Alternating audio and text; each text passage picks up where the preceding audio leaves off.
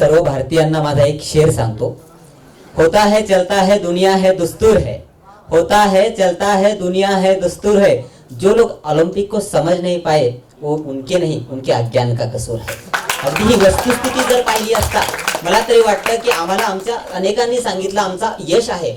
साधी गोष्ट आहे, वाळवंटामध्ये जर 2 झाडं लावली ना तर कधीच वाळवंटाचं त्या ठिकाणी नंदनवन होऊ शकत नाही। अगदी भारताचं तसंच झालेलं आहे। आम्ही 2 पदकं आणली आणि 2 पदकांवरती सांगायला लागलो की आम्ही विकास केलेला आहे, आम्ही यश मिळवलेलं आहे। सगळ्यात महत्त्वाची गोष्ट लक्षात घेणं महत्त्वाचं आहे की पराभव हा सुरुवातीला रणांगणात होत असतो आणि नंतर तो मनामध्ये होत असतो। सुरुवातीला आमचा पराभव ऑलिम्पिकच्या रिओ ऑलिम्पिकमध्ये झाला आणि प्रत्येक भारतीयांच्या मनामध्ये एक खदखद आहे की आम्ही आजही 119 लोक पाठवून सुद्धा फक्त 2 पदकं आणू शकतो। माझा इथल्या सगळ्या लोकांना एक सवाल आहे की 2 पदकं जर येत असतील तर हा 125 कोटी देशांचा भारत घोषित करायचं का? म्हणजे 2 लोकांवरती 125 कोटी लोकांचं भवितव्य अवलंबून ठरवायचं का? ही सगळ्यात मोठी शोकांतिका आहे।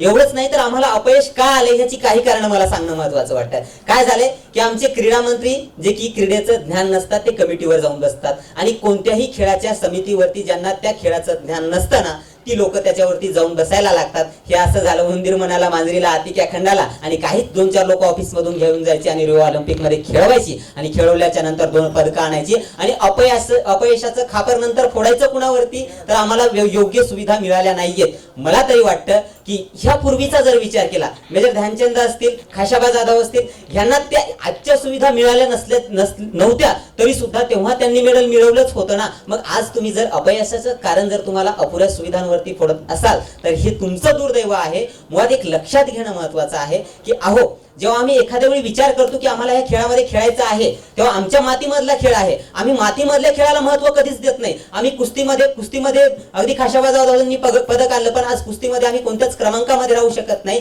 मला तरी वाटतं आम्ही क्रमांक शोधत असतो आणि सगळ्यात महत्त्वाची ही गोष्ट आहे की अमेरिका त्या देशामध्ये अव्वल असू शकतं, ब्रिटन अव्वल असू शकतं, चायना रशिया हे अव्वल असू शकतात। मला तरी वाटतं की महाराष्ट्र एवढा इंग्लंड हा जर अव्वल असू शकत असेल तर 125 कोटी भारतीयांचा देश हा अव्वल का असू नये? असायला पाहिजे। काही आशावादही व्यक्त करणं मला महत्त्वाचं वाटतं कारण आम्ही प्रत्येक वेळी अपयश शोधत असतो आणि मुळात झालंय काय की रिओ ऑलिम्पिक मध्ये पदकांचा आभाळच फाटले आणि ही 2 पदकं आणून आम्ही ठिगळ लावण्याचा प्रयत्न करतोय। प्रत्येक वेळी ठिगळ लावू नका। जर घ्यायचं असेल तर नवा कपडा विकत घ्या आणि आहे त्यांच्यावरती संस्कार करा। एखादं मूल आंधळ जन्माला आल्याच्या नंतर नवीन मूल जन्माला घालण्याच्या अगोदर आम्ही एक वेळ आणली पाहिजे की त्याच त्या मुलांवरती चांगले संस्कार करूयात, म्हणजे नक्कीच भविष्यामध्ये आम्हाला ऑलिम्पिकमध्ये चांगली वारी करता येतील आणि ही वारी असेल यशाची। मला वाटतं यशाला विजयाची किनार असली तर ते रनर अपची ट्रॉफी मिळत नाही, आम्हाला विनरची ट्रॉफी मिळते आणि हा विनर असाच व्हावा।